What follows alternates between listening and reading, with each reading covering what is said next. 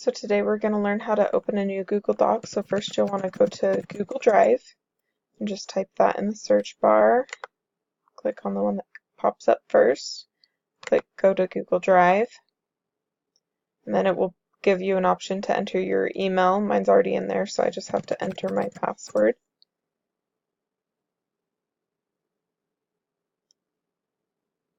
And then it will pull up all my documents that I already have. So in order to create a new one, I'll click New on the left-hand side, go down to Google Doc, click that,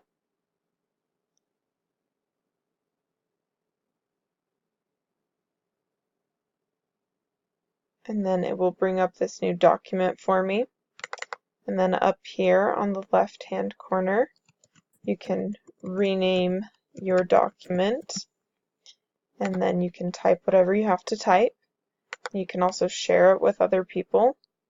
So it's a really useful tool to know how to do it, and you can access a document from any computer if you have it on Google Drive rather than having to carry your laptop around with you. So it's a really nice tool and it's really good to know.